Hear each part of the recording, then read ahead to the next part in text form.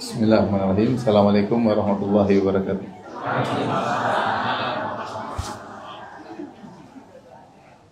Alhamdulillahi ala ihsani wa syukru lahu ala taufiqi wa amtinani. Asyhadu an la ilaha illallah wahdahu la syarika lahu ta'ziman li sya'ni. Wa asyhadu anna Muhammadan abduhu wa rasuluhu ila ridwani. Allahumma shalli alaihi wa ala alihi wa ashabihi wa ikhwani. Hadirin dan hadirat yang dirahmati oleh Allah Subhanahu wa taala, pada kesempatan kali ini kita akan bahas tentang bagaimana cara kita bermuhasabah, ya. Muhasabah jiwa. Muhasabah secara bahasa sederhana artinya evaluasi. Sebagaimana kalau kita ada kerjaan duniawi, kita sering mengevaluasi. Tujuan evaluasi tidak lain adalah untuk lebih progres lebih baik. Kalau ada kekurangan kita perbaiki. Dan kalau sudah kita mencapai kebaikan, kita ingin tambah lagi kebaikan tersebut. Jadi kalau ada kekurangan kita perbaiki, kita tambalin. Kalau kita sudah mencapai target yang baik, kita tambah lagi target kita. Biasanya demikian, evaluasi urusan dunia. Maka demikian pula terkait akhirat kita jangan hanya evaluasi dunia kita, ya. Kita juga dan bahkan harus evaluasi tentang akhirat kita, ya. Karena hidup dunia cumalah sebentar. Setelah itu kita akan berpindah pada kehidupan yang abadi, yaitu kehidupan akhirat. Maka untuk itu kita perlu mengevaluasi amal soleh kita, kegiatan kita selama di dunia ini sebagai bentuk persiapan untuk akhirat kita. Siapa yang tidak evaluasi dirinya, maka dia akan celaka. Ibnu Qayyim rahimahullahu taala menyebutkan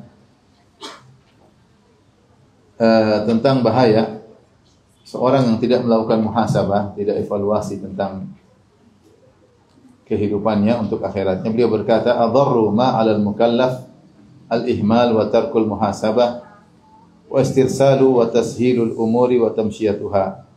Yang paling berbahaya bagi seorang yang mukallaf, yaitu yang dibebani dengan perintah dan larangan, yaitu maksudnya kita manusia di antaranya, adalah melalaikan dan meninggalkan muhasabah serta istirsal. Istirsal itu artinya maksudnya cuek, membiarkan saja tanpa dievaluasi. Dan tashilul umur, menggampangkan perkara, tidak ditengok-tengok, tidak dicek-cek, tidak dievaluasi. Fa inna hadza ya'ulu bihi ilal halak. Sikap seperti ini, tidak mengevaluasi amal kita, ujungnya adalah mengantarkan kepada kebinasaan. Wa hadza halu ahli al-ghurur. Ini adalah kondisi orang yang terpedaya. Yaghmidhu 'ainaihi 'anil awaqib. Dia nutup matanya, tidak merenungkan tentang bagaimana kesudahannya di akhirat. Wa yumashil hal, yang penting jalan, dia tidak peduli. Wa yattakilu 'alal afwi, dia hanya berharap yang penting Allah Maha Pengampun, Allah Maha Ampun. Fa yuhmilu muhasabata nafsihi wan nadhara fil aqibah, sehingga dia akhirnya melalaikan muhasabah, yaitu evaluasi dirinya, dan lalai untuk memandang kepada kesudahan atau akibat ujung dari sebuah perkara. Wa idza fa'ala dzalika sahula 'alaihi muwaqatu dzunub. Kalau dia melakukan hal ini, tidak evaluasi, cuek, tidak stop, berhenti dulu, ya, maka mudah bagi dia untuk melakukan dosa-dosa. Wa anisa biha, dan akhirnya dia nyaman dengan dosa-dosa tersebut. Wa asura 'alaiha fitamuha, dan akhirnya dia sulit untuk berhenti dari dosa-dosa tersebut. Maksudnya lebih mudah bagi kita untuk evaluasi diri kalau kita jalan, misalnya kita cek dulu bagaimana. Kalau sudah terlanjur sudah susah.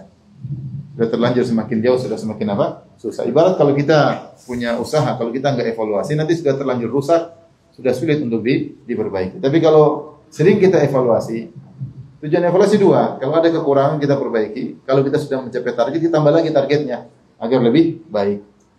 Dan lebih utama kita evaluasi tentang diri kita untuk akhirat kita daripada evaluasi tentang diri kita untuk dunia kita. Dunia kita hanya sementara akhirat abadi. Oleh karenanya Allah Subhanahu wa taala telah mengingatkan hal dalam Al-Qur'an tentang pentingnya mengevaluasi diri, muhasabah jiwa, kata Allah Subhanahu wa taala, ya ayyuhalladzina amanu taqullaha wal tanzur nafsum ma qaddamat lighadin wattaqullaha. Innallaha khabirum bima ta'malun. Di akhir-akhir surat Al-Hasyr. Kata Allah Subhanahu wa taala, wahai orang yang beriman, ittaqullah, bertakwalah kepada Allah, wal tanzur nafsum ma qaddamat lighad. Maka hendaknya setiap jiwa melihat apa yang telah dia lakukan sekarang itu di dunia ini, yang sudah dia lakukan dia cek kembali, maksudnya evaluasi, untuk dilihat kembali, ditengok kembali, berhenti sebentar sebelum lanjut lagi, berhenti sebentar. Cek-cek dulu, hitung-hitung baikan keburukan, kekurangan, cek-cek dulu.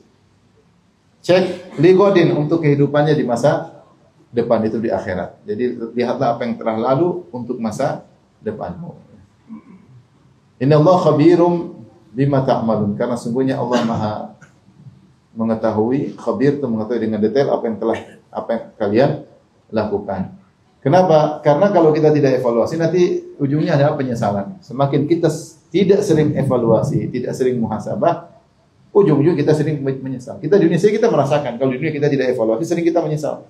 Waduh, kenapa saya tidak cek dulu kemarin, kenapa saya tidak perbaiki kemarin. Ujungnya kita menyesal. Itu perkara dunia. Perkara dunia menyesal ringan. Dunia datang dan pergi. Kalau akhirat selesai. Karenanya Allah mengatakan, ya, betapa banyak penyesalan pada hari kiamat kelak. Dan salah satu nama hari kiamat adalah Yaumul Hasrah, hari penyesalan. Ya, kata Allah, waji'a yawma idzin bi jahannam yawma idzi yatadzakkarul insan wa anna lahu dzikra yaqulu ya laitani qaddamtu li hayati. Ketika neraka dihadirkan, ya, waji'a yawma idzin bi jahannam, itu pada hari kiamat kelak, yauma idzi yatadzakkarul insan, maka manusia akan ingat apa yang dilakukan di dunia selama ini, ya, wa anna lahu dzikra, maka percuma dia ingat, dia sadar kesadaran tersebut tiada gunanya. Yaqulu ya laitani qaddamtu li hayati, maka ketika itu dia berkata, seandainya dulu saya beramal soleh di dunia untuk kehidupanku sekarang. Qaddamtu, seandainya dulu saya melakukan amal soleh di dunia, li hayati, untuk kehidupanku yang sekarang, inilah kehidupan yang sesungguhnya, kehidupan di akhirat.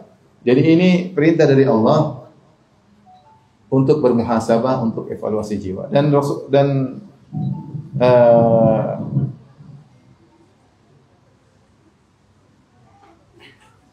Nabi SAW juga bersabda, al-kayyisu man dana nafsahu wa amila lima ba'dal maut. Orang yang cerdas itu mandana nafsahu. Mandana nafsu itu yang menundukkan jiwanya, wa amila lima ba'dal maut, dan dia melakukan amal soleh untuk persiapan kehidupannya setelah kematian. Ibnu Qayyim menafsirkan mandana nafsahu, sabda Nabi SAW, yaitu man hasaba nafsahu.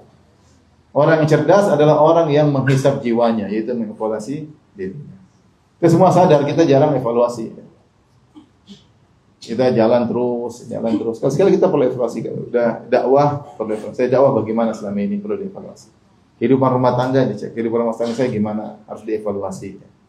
Hari-hari saya bersama HP bagaimana, evaluasi. Saya sama HP bagaimana, ya dievaluasi. Salat malam saya bagaimana, harus dievaluasi. Sikap saya terhadap anak-anak, apa sempurna, masih banyak kekurangan. Sikap saya terhadap istri, banyak harus dievaluasi, banyak. Kalau kita nggak evaluasi, kita jalan terus, nanti sudah terlanjur parah, sulit untuk kembali. Sulit untuk diperbaiki, dan sulit untuk dikembangkan. Karena sering evaluasi bermanfaat bagi kita. Umar bin Khattab radhiyallahu taala anhu pernah bersabda, hasibu anfusakum qabla an tuhasabu, wa zinuha qabla an tuzanu, wa tazayyanu li yaumil ardil akbar. Hisablah diri kalian sebelum kalian dihisab. Sekarang kalian masih bisa menghisab. Nanti kalau hari kiamat, kalian tidak bisa lagi evaluasi. Semua tinggal penyesalan. Yang nanti evaluasi adalah Allah Subhanahu wa ta'ala. Yang audit Allah Subhanahu wa ta'ala pada hari hisab, yaumul hisab. Sekarang kalian bisa mengaudit diri kalian, bisa evaluasi, bisa perbaiki diri. Kata Umar Ibn Khattab radhiyallahu anhu, hasibu anfusakum qabla an tuhasabu. Maka hisablah diri kalian sebelum kalian dihisab. Wazinuha, dan timbang-timbanglah amal soleh kalian, timbang-timbang, bandingkan amal soleh, amal maksiat. Qabla an tuzanu, sebelum kalian ditimbang oleh Allah Subhanahu wa taala. Wa tazayyanu li yaumil ardil akbar, dan hiasilah dirimu dengan akhlak salehah, akhlak yang mulia, dengan amal soleh untuk pertemuan dengan hari pemaparan kalian di hadapan Allah Subhanahu wa taala. Kata Allah, yauma idzin tu'radun la takhfa minkum khafiyah. Pada hari kiamat kalian akan dipaparkan di hadapan Allah, maka tidak ada yang tersembunyi dari kalian. Baik, apa kata seorang penyair? Inna lanafrahu bil ayyami naqta'uha wa kullu yaumin madha yudni minal ajali. Kita gembira dengan hari-hari yang kita lewati. Gembira, padahal setiap hari semakin mendekatkan kita yang kita lewati, semakin mendekatkan kita kepada ajal. Dia berkata, kita bergembira dengan hari-hari yang kita lewati, padahal setiap hari yang kita lewati semakin mendekatkan diri kita kepada apa? Ajal. Makanya sebenarnya mengatakan bagaimana seorang bersenang-senang ketika ulang tahun sementara dia semakin dekat pada kematian. Ya, semakin kita lewat tahun kan semakin dekat pada apa? Kematian. Inna nafrahu la nafrahu bil ayami naqta'uha wa kullu yawmin madha yudini minal ajal. Kita bergembira dengan hari-hari yang kita lewati, lalu padahal tidak ada satu hari pun yang lewat kecuali semakin mendekatkan kepada ajal. Fa'mal li nafsika qabla al-mauti mujtahidan fa inna marribhu wal khusranu fil amal. Maka bersungguh-sungguhlah kalian beramal saleh, engkau beramal saleh sebelum datang kematian.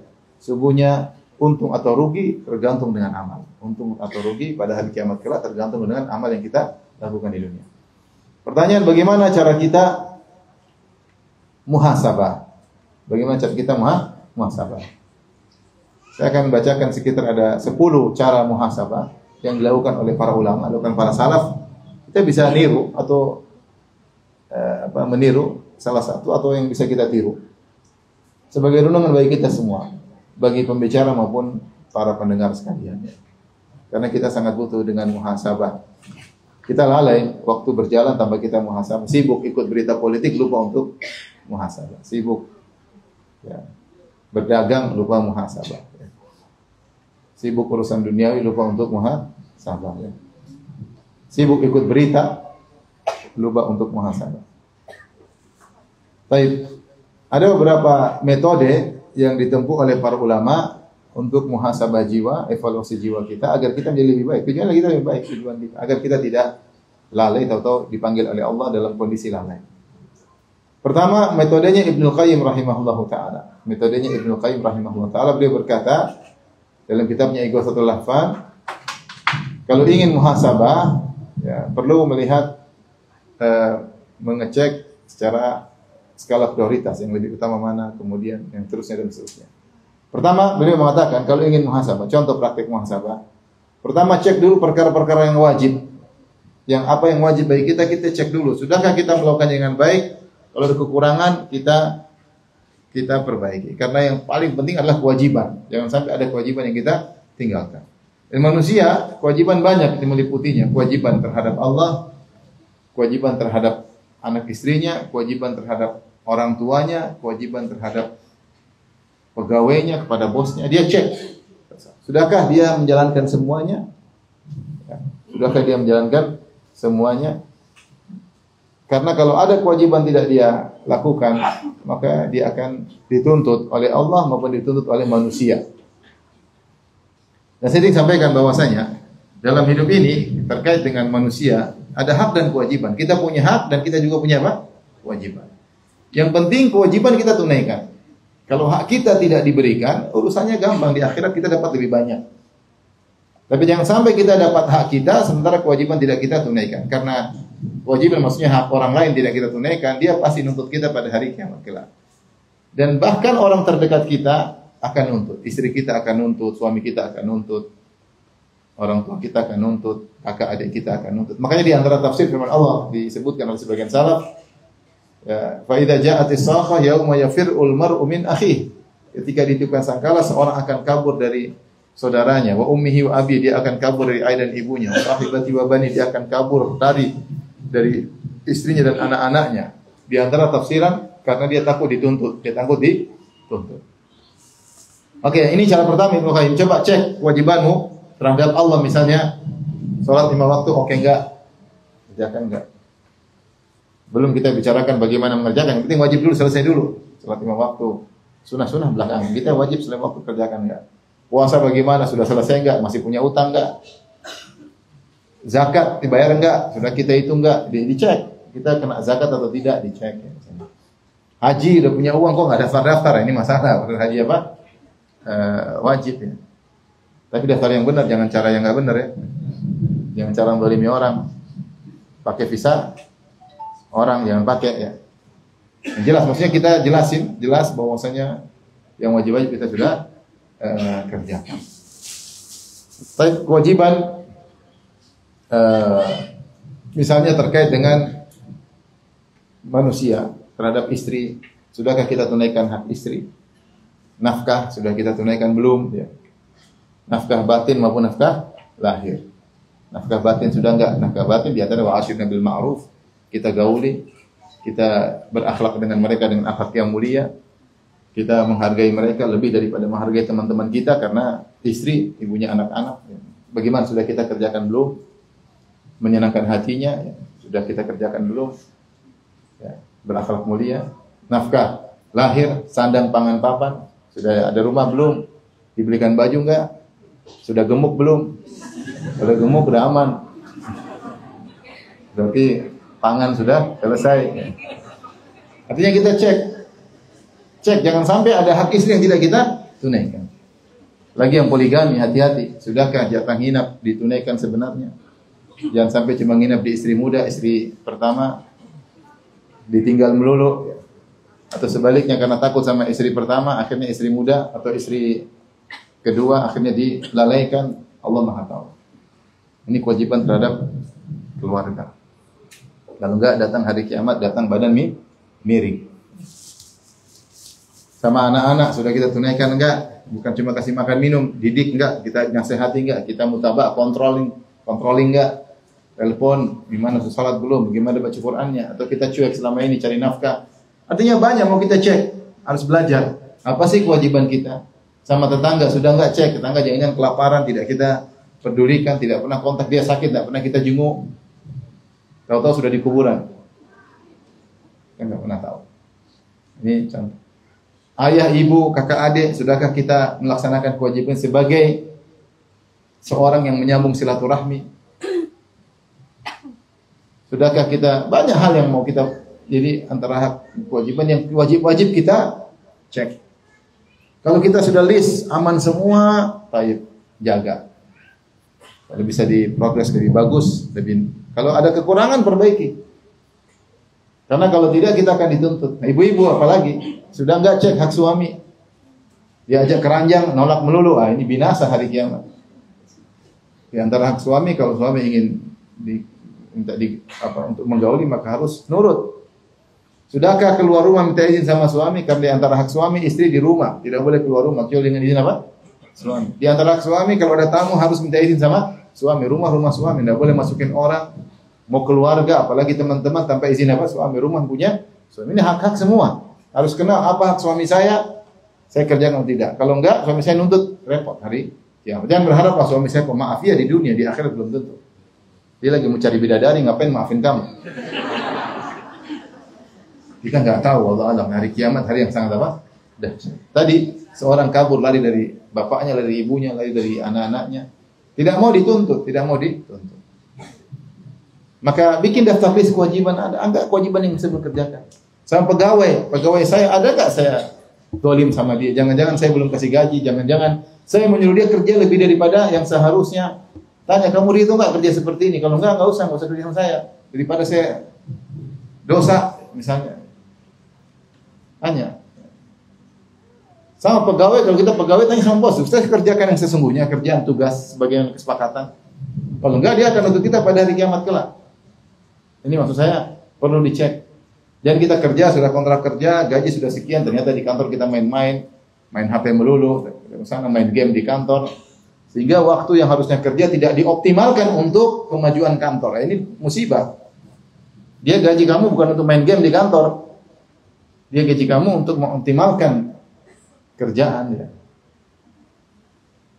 Maka hati-hati. Semua yang kewajiban-kewajiban terkait dengan hak Allah maupun terkait dengan hak sama manusia harus kita pastikan kita sudah tunaikan. Kalau tidak segera perbaiki.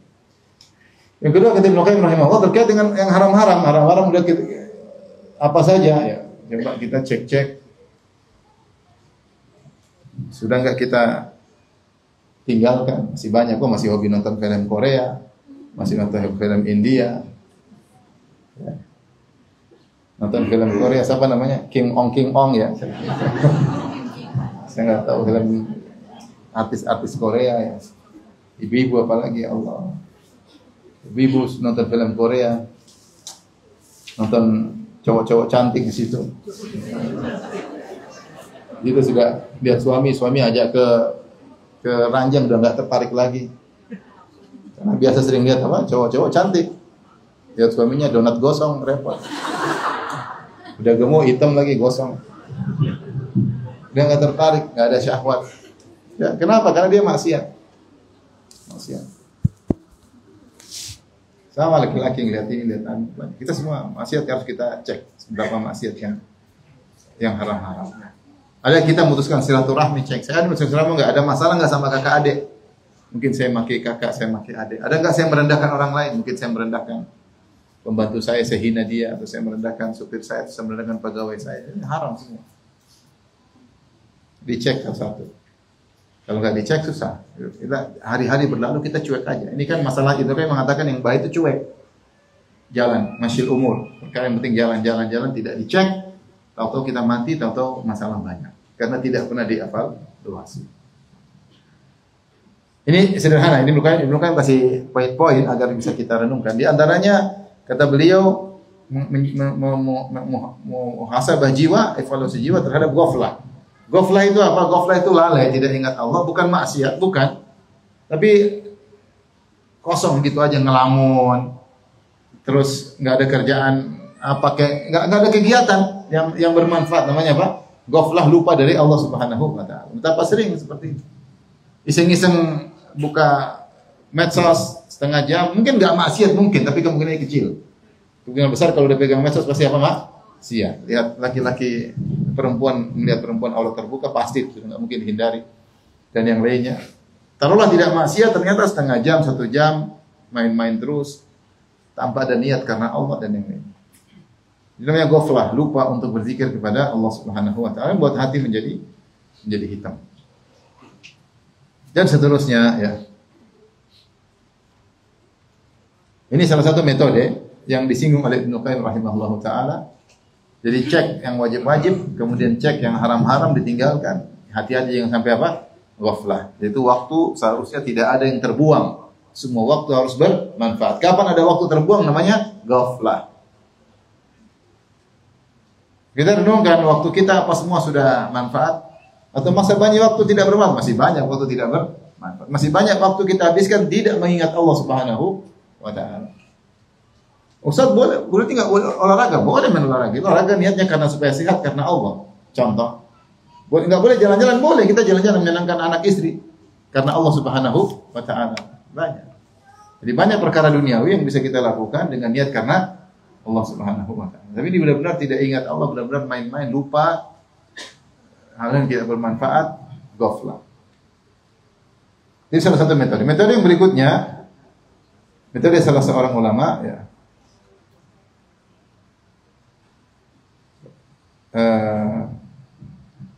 Dinukil dari seorang kalau nggak salah namanya Ibnu Simah ya. Bagaimana cara dia bertobat ya?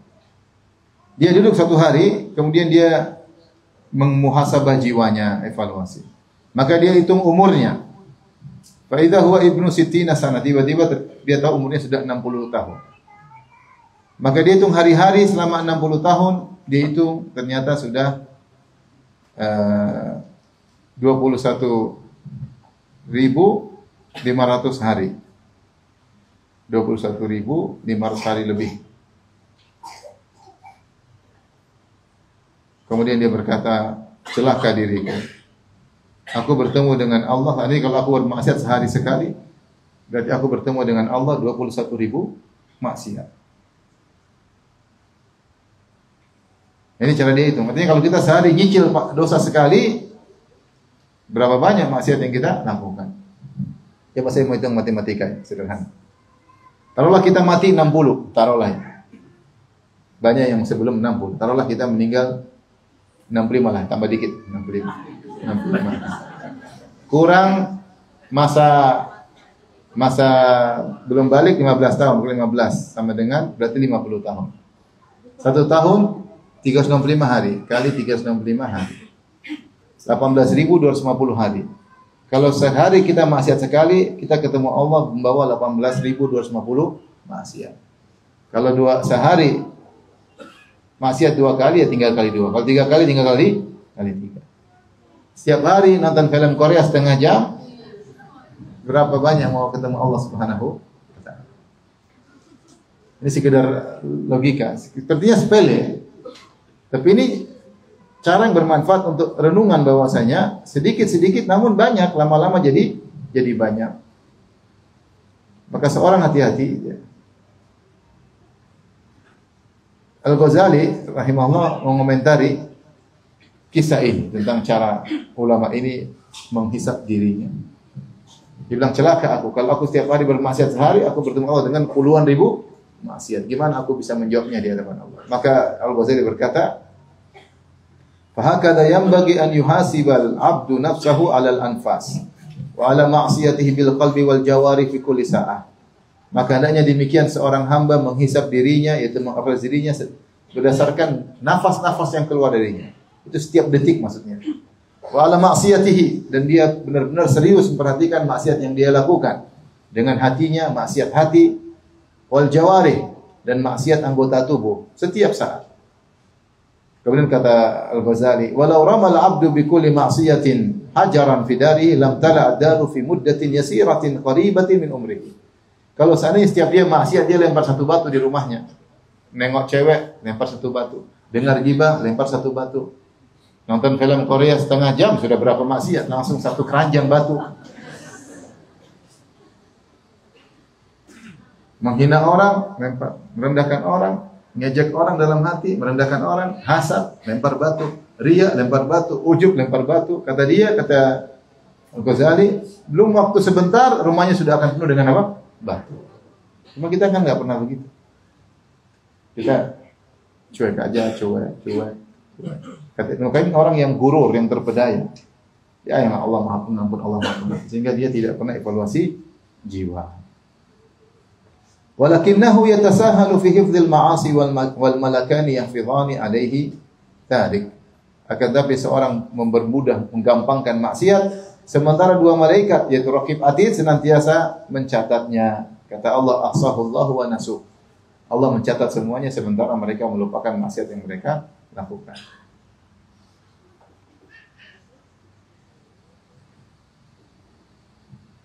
Demikian juga disebut Khuwailid bin Muhammad, salah seorang dari tabi'in, ya.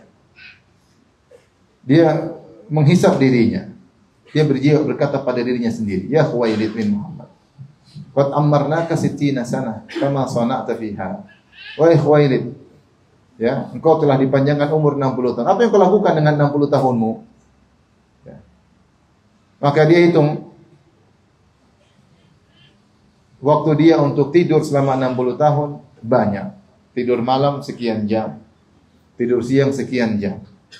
Kalau dipotong dari umurnya 60 tahun untuk waktu tidurnya sudah terpotong apa? Banyak. Ini kita bikin apa hitungan misalnya. Taruhlah meninggal umur 65 tahun. 15 tahun pertama tidak dihitung karena belum balik. Tinggal 50 tahun. Kita tidur sehari 8 jam, ya tidak? 8 jam itu sepertiga dari 1 hari. Sepertiga dari 50 tahun berapa? 15, 16, 17 sekitar gitulah. Sudah lewat 17 tahun. Kemudian waktu untuk makan, kata dia, saya hitung waktu saya untuk apa? Makan. Kalau zaman dulu makan sebentar, kita makan lama. Kuliner, cari restoran, jalan menuju restoran, belum macetnya, belum pesannya, order, belum nunggu ordernya. Makan aja bisa 6 jam sendiri. Bisa 4 jam sendiri. Tuju ke sana, order, nunggu, makanan datang, ngobrol-ngobrol, pulang. Saya potong lagi. Terlalu banyak waktu yang mau dibuang. Kalau kita banyak yang mau dibuang. Kemudian aku melihat kepada waktu sholatku, ternyata sholatku kurang. Jarang sholat sunnah. Apa bukan jarang, maksudnya ada kekurangan. Sholat malam sering ketiduran. Ini kalau kita bicara kita. Ketika aku melihat pada puasaku sering bolong-bolong, puasa sunnah sering, kadang puasa kadang enggak, kadang puasa kadang enggak, seringnya tidak, kadang-kadang puasa. Faha huwa illa afullahi awal halakah. Kata dia, kalau begitu kesimpulannya, saya hanya berharap ampunan Allah, jika tidak saya akan binasa. Artinya ini renungan bagi dia, bagaimana tentang waktu. Waktu ini ternyata banyak yang terbuang tidak ada manfaatnya. Makanya saya bilang hindari kegiatan-kegiatan yang menghabiskan waktu tanpa faedah. Kegiatan waktu tanpa faedah. Saya bilang ya, hobi mancing bagus sesekali, jangan sering-sering, kecuali nelayan. Kalau nelayan cari nafkah situ. Ya kalau bukan nelayan, tiap pekan mancing, bayangkan pergi ke tengah laut, ngelamun di tengah laut. Ya kalau di situ ada pengajian, oke lah. Jika cuma ngelamun nunggu. Karena memang kita mancing, kita terpancing sama ikan. Saya pernah mancing juga ya. Ternyata memang mengasihkan ya. Ini bisa berjam-jam sampai kata orang kolam itu, padahal kolam mengancing di kolam pemancingan yang ikannya sudah ada. Itu katanya Ustaz, sampai orang kadang ikan baru dapat kalau azan baru dapat. Jadi maksud saya waktu habis banyak. Kalau sesekali, sebulan sekali, oke, namanya kita juga perlu senang-senang. Tapi kalau setiap pekan pergi ke sana, setiap pekan, kecuali Anda penjual ikan, tidak apa-apa, cari nafkah di situ. Kalau mau senang-senang, maksudnya hindari kegiatan-kegiatan yang memang habiskan waktu. Touring, oke, sesekali, tapi jangan tiap pekan touring sana, jalan-jalan habis waktu, muter. Istri ditinggal, anak ditinggal. Istri terganggu, hak dia banyak terbuang gara-gara suaminya touring. Lebih cinta pada motor daripada istri. Motornya dilap-lap, istrinya disendul-sendul. Oleh karenanya, waktu ini masalah. Kita banyak buang waktu. Ya, kita banyak buang waktu. Ibu-ibu jangan hobi ke mall. Apalagi kalau nggak punya uang. Kalau nggak punya uang ke mall, pasti buang waktu. Kalau ada uang kan masih ada yang dibeli. Kalau nggak punya uang ke mall, pasti buang waktu. Ngelihat, duit tidak ada. Maksudnya apa ngelihat? Maksudnya buang-buang waktu. Gak mungkin lihat baju sampai astagfirullah. Gak mungkin. Mustahil. Susah lah maksudnya. Subhanallah, alhamdulillah, la haula wala quwata illa billah. Sulit. Jadi hindari hal-hal yang bukan saya larang, boleh, itu suatu hal yang diperbolehkan. Tetapi jangan sering-sering, karena kalau sering-sering waktu kita terbuang. Saya juga senang makan, tapi bukan setiap hari kuliner, enggak. Sesekali oke, jalan-jalan, ada teman, ayo kuliner. Ada ngobrol, lepaskan penat, apa-apa boleh. Tapi bukan setiap hari kuliner, setiap pekan kuliner. Jalan jauh-jauh cari makan. Buang-buang waktu.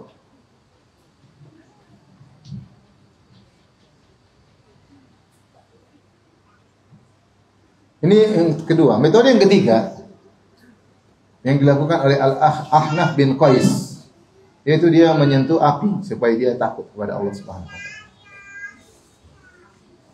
Seorang sahabatnya berkata, "Kuntu ashabuhu fakana 'amata salatihi bil-lail." Fakana 'amatu salatihi bil-lail. Aku menemaninya dalam safar dan yang lain. Aku dapati waktu paling banyak dia salat sunnah di malam hari. Wa kana yaju ila al-masabi fa yadhu isba'ahu fihi hatta yahussa bin nar. Dia datang ke lampu, kemudian dia letakkan lampunya di tangannya di lampu, panaskan. Kadang-kadang ada apinya dikit, dia pegang sampai kepanasan. Dia berkata, "Ya Hunayf," dia ngomong pada dirinya sendiri, "Ma hamalaka ala ma sana'ta yauma kadza? Ma hamalaka ala ma sana'ta yauma kadza?" Kenapa kau melakukan maksiat ini? Kenapa kau melakukan maksiat itu ya Hunayf? Sambil dia pegang api tersebut. Maksudnya kalau kau tidak kuat dengan api ini, bagaimana hari kiamat kelak? Bagaimana dengan neraka jahanam? Kau tidak bakalan mampu. Kenapa kau nekat melihat yang haram? Kenapa membuat kau nekat nonton film box office, itu banyak maksiat? Apa yang buat engkau kemudian menggoda wanita yang tidak halal bagimu? Apa yang buat engkau kemudian macam-macam? Bersenang-senang dengar musik lama-lama, kau tidak kuat dengan api. Ini cara dia untuk apa? Cara dia untuk menghisap dirinya. Jadi ada sebuah kisah saya pernah cantumkan di website tentang kisah seorang lelaki saleh. Suatu hari dia datang di malam hari, kemudian dia mungkin musim dingin atau apa, dia perlu menginap, maka dia ketuk pintu rumah orang, ternyata rumah tersebut ada cuma seorang wanita. Maka dia masuk rumah tersebut, maka tergeraklah hatinya. Tidak ada orang kecuali dengan tersebut. Akhirnya dia nyalakan lilin, kemudian dia bakar tangannya. Syahwat terus bergejolak, dia bakar jari-jarinya sampai semua jarinya apa? Terbakar. Dan wanita ini melihat apa yang dilakukan. Akhirnya dia laporkan kepada bapaknya, ternyata bapaknya adalah gurunya.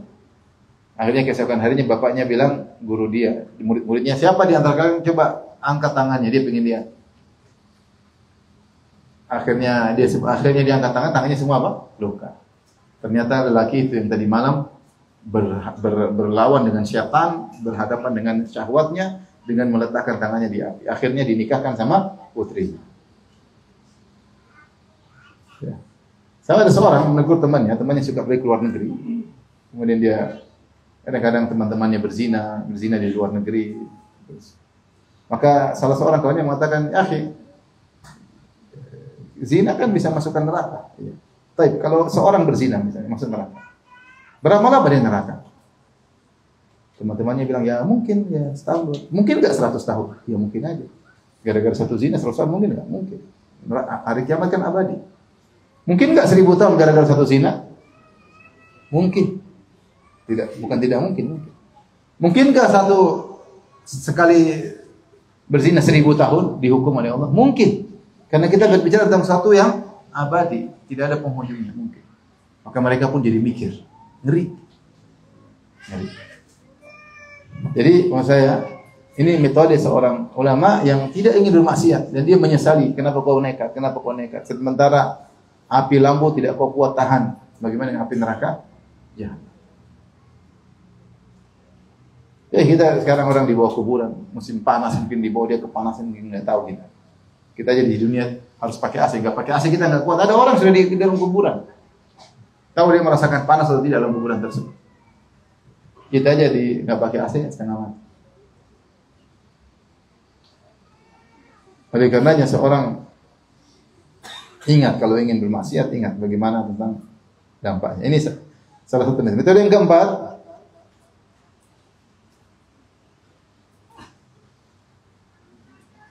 Metode keempat, menghukum diri jika melakukan hal yang tidak bermanfaat. Menghukum diri. Ini metode sebagian ulama. Seperti metode Hasan bin Abi Sinan. Hukuman langsung. Kapan dia melakukan hal yang tidak bermanfaat, dia hukum dirinya. Tapi hukum diri dengan ketaatan.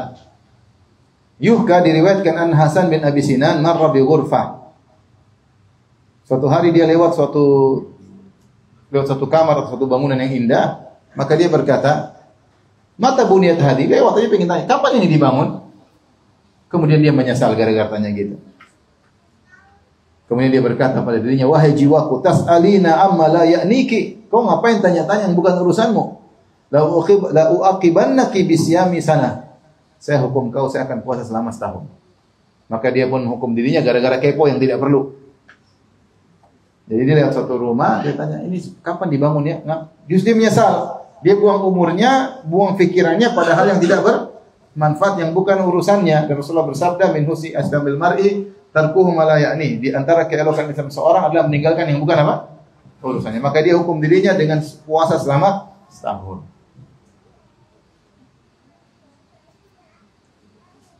Kalau kita laksanakan ini mampus. Puasa sampai mati. Itu terlalu banyak kepo. Banyak kepo enggak? Banyak. Buka internet, klik itu bentuk kepo, paham? Kalau nggak diklik nggak kepo, klik berarti kepo. Makanya jangan klik. Aduh.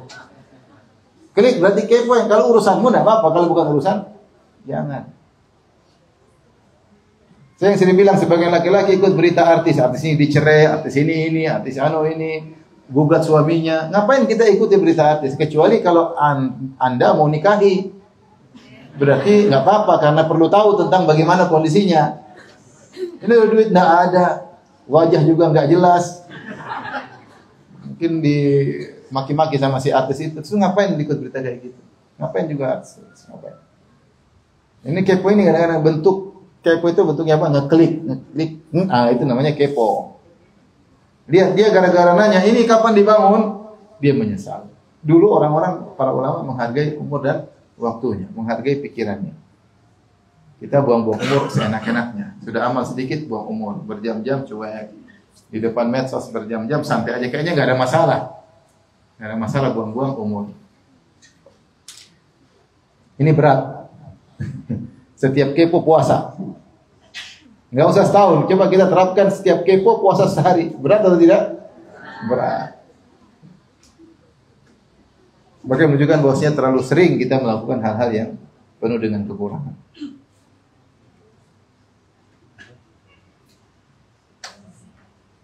Di antaranya metode mengingat kesalahan-kesalahan masa lalu supaya semangat.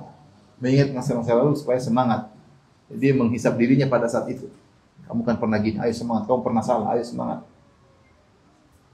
Seperti Abdullah bin Qais pernah berkata, "Kunna fi ghazatin lana fa hadara al-adu." Suatu hari kami dalam peperangan, kemudian musuh pun hadir. Fasiha fin nas faqamu ila al-masaf fi yawmin shadidir rih. Maka teriaklah agar orang-orang bangkit menuju saf untuk perang melawan musuh. Maka orang-orang pun bangkit menuju saf untuk berperang, saf kaum muslimin, saf musuh. Fi yaumin syadidir rih, di hari yang angin sangat keras ketika itu. Wa idza rajulun amami wa huwa yukhatibu nafsahu. Tiba-tiba depanku ada seorang. Dia ngomong pada dirinya sendiri. Dia berkata, "Ai nafsi, alam ashhad mashhad kadza faqulti li ahlaka wa iyanak fa ata'tuki wa raja'tu." Dia ngomong sama jiwa, "Wahai jiwaku, bukankah aku pernah hadir peperangan tertentu, yaitu ada panggilan perang, panggilan jihad. Tapi kau bilang sama saya, wahai jiwaku, ingat istrimu dan anakmu. Akhirnya saya pun nurut sama kau jiwaku, saya pun tidak jadi ikut jihad." Wa raja'tu. Kemudian alam asyhad mashhad kadza faqulti li ahlaka wa iyalak. Dan juga pernah ada panggilan jihad yang lain. Aku mau berangkat, tiba-tiba kau berkata kepadaku, ingat anak dan istrimu. Aku pun taat kepada engkau dan aku pulang. Wallahi la a'ridannaki al-yawma 'ala Allah akhdaki wa tarkaki. Demi Allah, pada ini aku akan paparkan kepada Allah perbuatanmu, hai jiwaku. Ya. Maka la armuqannaka al-yawm, aku berkata, orang ini Abdullah bin Qais, aku akan ikuti engkau, wahai. Dia ngomong sama orang ini, saya ingin ikuti dia. Maka aku pun mengikuti orang ini. Ternyata mereka pun terjadi peperangan. Ya. Maka ternyata dia yang paling depan. Dia belajar dari kesalahan yang lalu. Selalu dia gagal-gagal, ke diri nggak mau gagal. Dia ingat ke diri, kamu pernah salah, jangan gagal lagi, maju perang. Akhirnya paling depan. Ya. Maka musuh pun datang, akhirnya fankashafu, yaitu pasukan kaum muslimin terbongkar, mundur, dia tetap bertahan. Akhirnya pasukan maju lagi, dia bertahan. Kemudian peperangan lagi, musuh menyerang lagi, buyar lagi, dia tetap bertahan. Terus sampai akhirnya dia meninggal dunia. Aku pun lihat dia pun tersungkur pada perang tersebut. Aku melihat, aku hitung tombak dan segalanya, lebih dari 60 tombak menimpa tubuhnya. Maksudnya ini contoh seorang ketika dia tahu pernah salah, dia ingat kesalahan, kamu jangan terulang lagi, ayo maju, jangan terulang lagi, ayo maju. Jangan ulangi lagi. Ini perlu kita, terkadang kita sudah terjerumus dalam maksiat, kemudian kita mengalami maksiat tersebut, dampaknya kita rasakan. Terus datang godaan syaitan, kita ingin ulang lagi. Kamu jangan terulang lagi, kau sudah pernah salah dan pernah hancur, kenapa diulang lagi? Ingat, ngomong sama diri sendiri, kau kurang ajar, saya tidak mau ikut kau kali ini. Bismillah. Karena jiwa ini apa? Menggoda.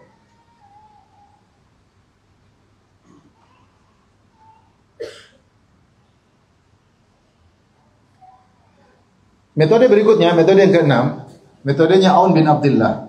Dia berbicara secara logika untuk menghisap jiwanya. Ya. Dia berkata, ketika dia menangis dan ingat dosa-dosanya, dia berkata, "Waiha nafsi, celaka jiwaku. Bi aishin lam a'si rabbi." Dengan apakah ya aku tidak bermaksiat kepada Rabbku? Waihi innama asaitu. Sungguhnya celaka diriku, sungguhnya aku bermaksiat kepada Rabbku dengan nikmat yang Allah berikan kepada aku. Yaitu seorang bermaksiat dengan nikmat pandangan, itu nikmat. Banyak orang yang buta. Saya beberapa waktu lalu ketemu dengan santri-santri buta, 3 orang. Mereka hafal Quran, mereka hafal hadis-hadis. Buta. Ya. Subhanallah. Gurunya datang, guru bilang, "Ustaz, mau ketemu ini." Akhirnya mereka datang, kemudian salaman sama saya. Mereka bilang, alhamdulillah ketemu juga, selama ini cuma dengar aja. Padahal sampai sekarang pun dengar juga. Masya Allah, jadi dekat salaman kan maksudnya. Selama ini kita cuma dengar aja, ya, sampai sekarang juga cuma dengar karena mereka buta. Tapi Masya Allah, ini orang buta, dalam kebutaannya dia bisa hafal Quran, dia bisa hafal hadis, ikut mengajian. Kita dengan pandangan kita melihat yang haram-haram.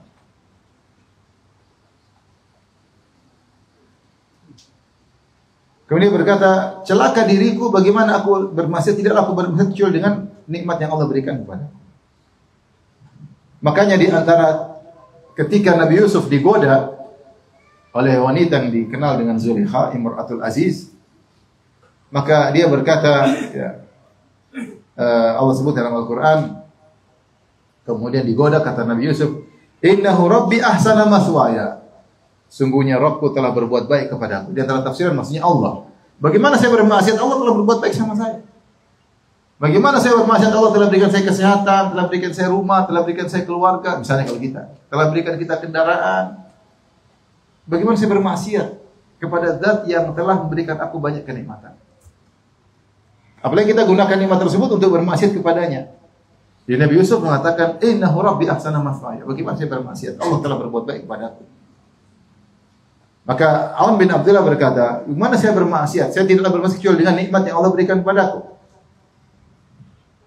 Waihi min khati'atin dhahabat syahwatuha wa baqiyat tabi'atuha indi.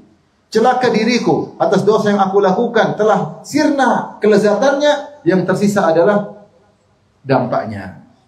Kita maksiat, nonton film cuma sebentar selesai. Setelah itu hati kering. Pingin nonton lagi, jadi kering lagi, tapi dampaknya buruk. Hidup rumah tangga jadi nggak enak, lihat istri sudah tidak nyaman. Kenapa? Sering lihat perempuan-perempuan Korea, boneka-boneka cantik, terus lihat istri, Allahu Akbar, sudah nggak tertarik, syahwat sudah nggak. Siapa yang menderita? Kita yang menderita sendiri. Kita sendiri yang menderita. Sering lihat istri cantik, lihat istri sudah tidak bersyahwat. Akhirnya pikiran macam-macam. Siapa yang menderita? Nonton cuma apa sih? Apa kelezatan? Kelezatan cuma sedikit. Kalau orang berzina kelezatan, berapa lama berzina? Setelah itu dosa dia tanggung di dunia dampaknya dan di akhirat abadi. Maka dia berkata, celaka dari dosa yang telah hilang syahwatnya, kelezatan sudah hilang, sementara dampaknya tertinggal. Celaka diriku. Waihi kaifa ansal mauta wa la yansani. Celaka diriku, kenapa aku melupakan kematian sementara kematian selalu mengejarku. Tidak lupa untuk. Tidak ada mati lupa sama kita. Ya. Kematian selalu mengejarku. Ya. Kata syair disebut dari Zainal Abidin, wa quwwati dha'ufat wal mautu yatlubuni. Kekuatanku semakin melemah sementara kematian terus mengejarku. Waihi an hujibtu yaumal qiyamati ya rabbi. Celaka aku kalau sampai hari kiamat aku terhalangi dari melihat Rabbku. Waihi kaifa aghfalu wa la yaghfalu anni. Celaka aku, kenapa aku bisa lalai sementara Allah tidak pernah lalai dariku. Am kaifa tuhanni'uni ma'siyati ma'isyati wal yawmu thaqilu wa ra'i. Celaka aku, bagaimana aku bisa nyaman dengan kehidupanku sementara hari yang berat sedang menantiku. Nyaman dengan mobil baru, dengan rumah besar, nyaman. Lupa bahwasanya di belakang yauman thaqil. Ada hari yang sangat berat. Am kaifa la tatulu hasrati wa la adri ma yuf'alu bi. Celaka aku, kenapa aku tidak perpanjang penyesalanku di dunia? Kenapa tidak aku panjangkan sementara aku tidak tahu apa yang terjadi akan dilakukan padaku nanti. Am kaifa yashaddu hubbi lidarin laysat bidari. Kenapa bisa aku lebih cinta kepada tempat tinggalku di dunia padahal itu bukan tempat tinggalku? Kenapa aku semakin cinta sama rumahku, semakin cinta mobilku sementara itu bukan tempat tinggalku? Am kaifa ajma'u biha wa fi ghairi qarairiha qarari. Dan bagaimana aku berletih-letih untuk bangun rumah, beli ini, beli itu sementara aku bukan tinggal di sini. Tinggalku di tempat yang lain, di akhirat kelak, di kuburan.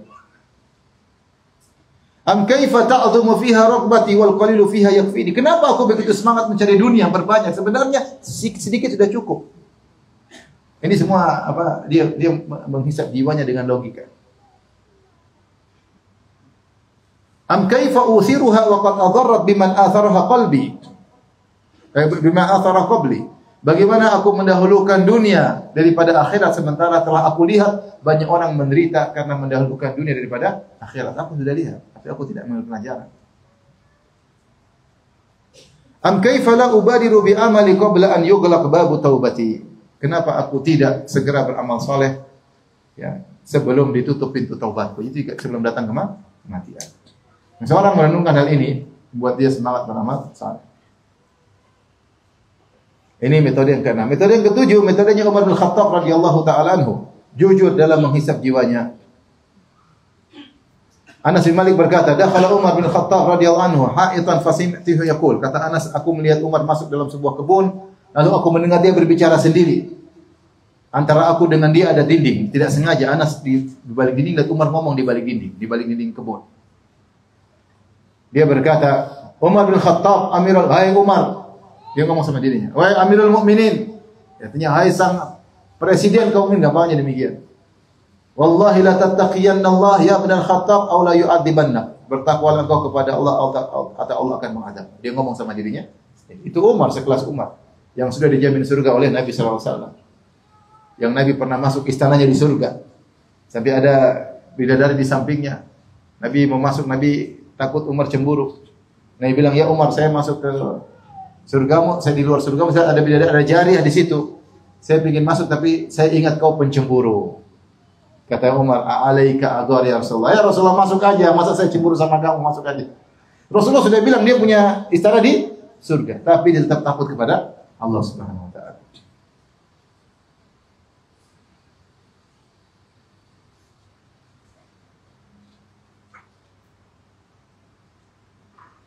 Baik.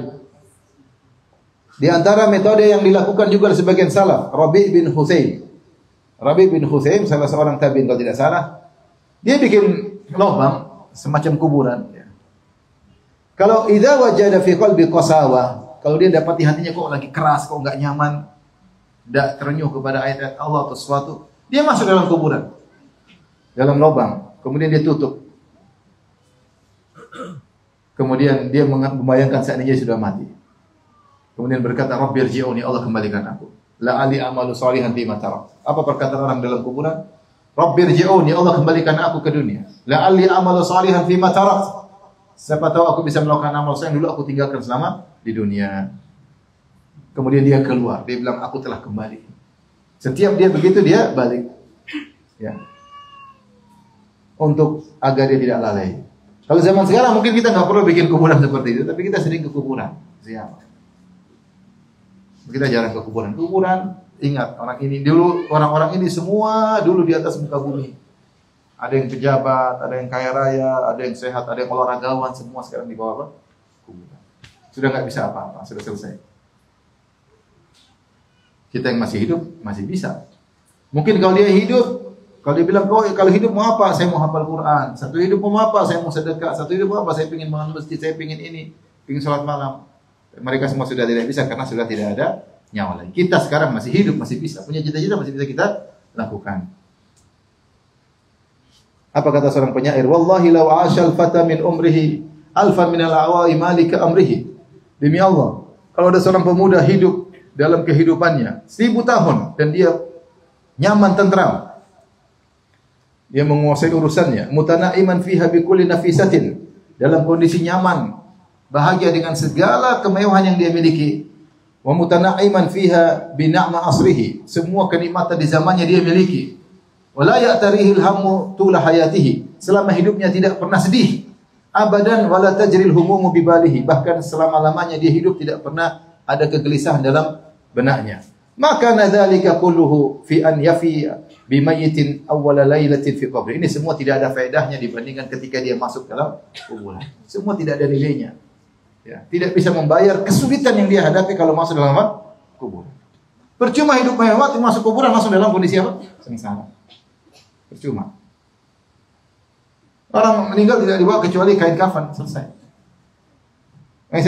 Saya bilang sering dalam pengajian, saya bilang Rasulullah berkata dalam hadis, "Inna fuqara ummati yadkhuluna al-jannah qabla al-aghniya bi 500 am." Orang miskin masuk surga 500 tahun sebelum orang kaya. Orang kaya panjang karena harus dihisab. Makanya yang miskin ya hisabnya sedikit, aman. Yang kaya ini ya hisabnya panjang. Dia dihisab, ternyata supirnya dulu masuk surga. Wih, bos duluan ya. Pembantu yang saya diomelin, Bu, pamit deh duluan Bu. Aduh di luar.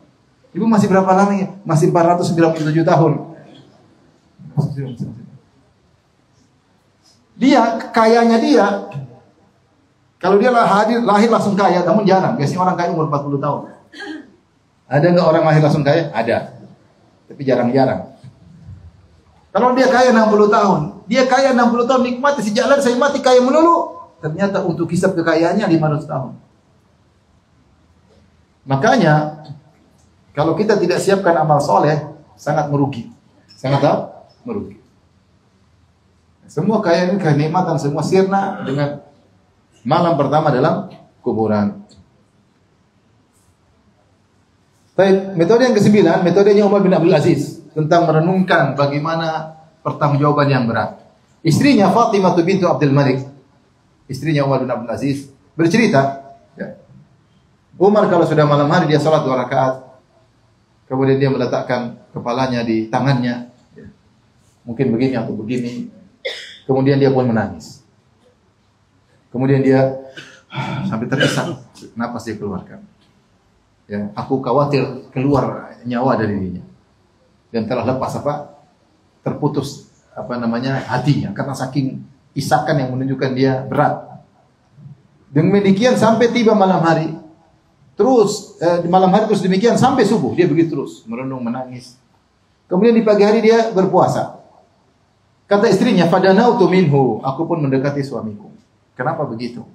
Karena istrinya melihat. Wa sa'altu an dzalik, aku tanya, "Kenapa kok begitu? Tadi malam merenung, menangis sampai subuh, besok kok puasa." Kata Umar bin Abdul Aziz kepada istrinya, "Da'ini wa sya'ni 'alaiki bi sya'nik." Tinggalkan urusanku, kau urus dirimu sendiri. Dia bilang sama istrinya, "Enggak usah saya nanya." Akhirnya aku bilang sama suamiku, "Inni arju an atta'ida." Ya suamiku, saya ingin siapa tahu ada pelajaran yang saya dapat. Kenapa kau menangis seperti itu? Maka apa kata Umar bin Aziz? Bagaimana cara dia menghisap jiwanya? Dia mengatakan, "Idzan kalau begitu kau ingin dapat faedah, ukhbiruki. Aku beri kabar kepada engkau, anni nadhartu ilayya fawajadtuni qad wulitu amra hadhihi ummah." Aku renungkan tentang diriku, aku dapat diriku telah diberi beban untuk mengurusi umat ini. Saghiraha wa kabiraha, kecil maupun besar, perkara besar, perkara kecil, seluruh umat ini urusanku. Orang tua, anak kecil, semua di bawah urusanku. Aswadaha wa ahmaraha, yang berkulit hitam, berkulit putih, semuanya urusanku, di bawah naunganku, pertanggungjawabanku. Tsumma dzakartul gharib adh-dha'i, kemudian aku renungkan tentang orang yang asing, yang tidak ada yang ngurus. Wal faqir al muhtaj, aku renungkan tentang orang yang miskin, yang membutuhkan. Itu juga di bawah pertanggungjawabanku. Ada orang di antara rakyatku yang miskin, tidak punya apa-apa. Ada orang asing yang tidak ada yang perhatikan. Wal asirul mafqud, ada tawanan yang hilang dari tawanan kaum muslimin. Dan semisalnya, fi aqasil bilad, aku renungkan dari seluruh negeriku ini, aku di bawah kekuasaanku. Wa atrafil ardi, fa alimtu anna Allah musa'ili anhum. Aku yakin Allah akan bertanya kepadaku tentang mereka itu semua. Wa anna Muhammadan sallallahu alaihi wasallam hajiji fihim, dan Rasulullah pada hari kiamat akan membela mereka di hadapanku, bertanya kepadaku. Fa khuftu alla yathbuta li indallahi udhrun, aku khawatir aku tidak punya uzur di hadapan Allah. Wala yaqumu lima Rasulullah sallallahu alaihi wasallam hujjah, dan aku tidak punya hujjah di hadapan Rasulullah sallallahu alaihi wasallam. Fa khiftu ala nafsi khaufan, maka aku sangat takut terhadap diriku. Dama'at lahu aini, itu buat aku menangis. Wa wajida lahu qalbi, itu buat jiwaku, jantungku, dadaku bergetar. Fa ana kullama zadtu laha dzikran zadtu laha lihada wajalan, setiap aku ingat ini aku semakin takut. Ini cara muhasabah. Misalnya kalau kita ibu rumah tangga, kamu punya anak sekian, ingat anak-anakmu itu tanggung jawabmu. Kamu punya suami, kamu punya, kita pikir bosnya semua ini akan diminta pertanyaan terhadap diri kita. Makanya jadi pejabat berat. Semakin banyak bawahannya semakin apa? Semakin berat. Lihat ketika Nabi SAW mengirim surat kepada Heraklius. Heraklius pendeta. Pendeta, dia penguasa Romawi dan sekaligus ahli ilmu, dia pendeta. Nabi tulis surat dalam Sahih Bukhari di kitab Bidul Wahyi. Kata Rasulullah, ila Herakl Adim Rum, kepada Heraklius penguasa Romawi. Aslim taslam, masuk Islam kau selamat. Yu'tika Allahu ajraka marratain, Allah akan berikan kau pahala 2 kali. Pahala sebagai kau seorang Nasrani yang taat, kemudian pahala sebagai kau seorang Muslim karena ikut dengan aku. Fa in wallait, kata Nabi, kalau kau berpaling, fa inna ma 'alaika itsmul arisiyin, kau akan menanggung dosa rakyatmu. Mengerikan. Kau akan menanggung dosa apa? Rakyat. Tetap di atas kenasranian. Kemudian dia bawakan ayat. Rasulullah tulis firman Allah, "Qul ya ahlal kitabi ta'alu, ya ahlal kitabi ta'alu ila kalimatin sawa'in bainana wa bainakum alla na'budu illa Allah wa la nusyrika bihi syai'a wa la yattakhidha ba'duna ba'dan arbaba min dunillah." Wahai ahlul kitab, kemarilah pada satu kalimat yang kita sepakat. Apa kalimat yang kita sepakati? Alla na'budu illa Allah, kita tidak beribadah kecuali hanya kepada siapa? Allah. Wala nusyrika bihi syai'a, kita tidak bikin syirik sama sekali. Wala yattakhidha ba'duna ba'dan arbaba min dunillah, kita tidak menjadikan sebagian manusia sebagai sesembahan selain Allah. Tidak nabi, tidak pendeta, tidak pastor, semua tidak ada. Yang disembah cuma siapa? Allah. Kata Nabi Muhammad kepada sallallahu alaihi wasallam kepada Heraklius, fa in tawallait, kalau kau ngeyel, tidak mau masuk Islam, fa inna ma 'alaika itsmul arisin, kau akan tanggung dosa rakyatmu. Mengerikan. Ternyata Heraklius tidak mau masuk Islam. Dia lebih mementingkan duniawinya, jabatannya, sehingga dia tidak masuk apa? Islam. Dia akan menanggung dosa rakyatnya. Karena dia yang mengarahkan rakyatnya untuk tetap berada di atas agama Nasraniyah. Paham? Mengerikan. Makanya jadi pejabat tidak mudah. Jadi pejabat tidak mudah. Karena pejabat bukan cuma ngurus duniawi, juga ngurus keagamaan apa? Rakyat. Maka dia harus menjalankan dengan baik. Lihatlah Umar bin Abdul Aziz menangis semalaman suntuk mikirkan hal ini. Baik, metode yang terakhir, metodenya Abdullah bin Umar, yaitu anaknya Umar bin Khattab. Abdullah bin Umar bin Khattab radhiyallahu anhu. Sama menghukum diri ketika ada kekurangan. Ini mirip seperti tadi, ketika dia kepo dia bilang saya akan puasa. Fatat Ibnu Umar salatul jamaah fa ahyatil lailata kullaha. Ibnu Umar pernah satu hari tidak sempat sholat berjamaah, sholat subuh mungkin, tidak sempat sholat berjamaah, maka dia sholat semalam suntuk untuk membayar kekurangannya karena tidak sholat subuh berjamaah. Wafatat Ibna Abi Rabi'ah raq'ata sunnatil fajri fa'ataqa raqabatan. Ibnu Abi Rabi'ah tidak sempat sholat 2 rakaat sebelum subuh, maka dia bayar dengan memerdekakan seorang budak. Demikian juga Umar bin Khattab radhiyallahu taala anhu. Pernah tidak sempat salat asar berjamaah, maka dia bersedekah dengan tanahnya. Dia sedekah dengan tanah yang dia miliki yang nilainya 200.000 dirham gara-gara tidak salat berjamaah salat asar. Ini di antara metode yang mungkin bisa kita praktekkan zaman sekarang. Kalau saya tidak salat subuh berjamaah, saya bayar sekian misalnya. Kalau hari ini saya tidak baca Quran, saya sedekah sekian. Atau saya ini. Itu mungkin bisa kita lakukan metode ini sehingga kita selalu menghisap diri kita setiap saat. Ya. Ibu-ibu, kalau saya ngomel sama suami, saya sedekah 1 juta. Mau ngomel nggak jadi uang? Boleh nggak? Boleh. Tapi saya ngomel angkat suara nggak jadi. Saya ngomel, saya sedekah 1 juta. Tapi jangan mentang uang 1 miliar ngomel melulu. Gampang. Ngomel lagi nggak? Mau saya, ini salah satu metode. Ya. Agar kita menghisap diri kita setiap saat. Baik jika melakukan kekurangan, segera kita tambal dengan amal soleh yang bisa kita lakukan. Sehingga kita bisa mengontrol diri kita. Tapi demikian saja ibu-ibu dan bapak yang dirahmati Allah Subhanahu wa taala tentang metode-metode cara-cara menghisap jiwa yang dipraktikkan para salaf, para ulama. Tentu mungkin kita sulit seperti mereka, tapi ini adalah pelajaran kita berusaha meniru mereka ya. Meniru mereka. Allah Ta'ala bisawab. Semoga Allah menjadikan kita hamba-hambanya yang senantiasa menghisap jiwanya sebelum dihisap oleh Allah pada hari kiamat kelak. Amin ya rabbal alamin.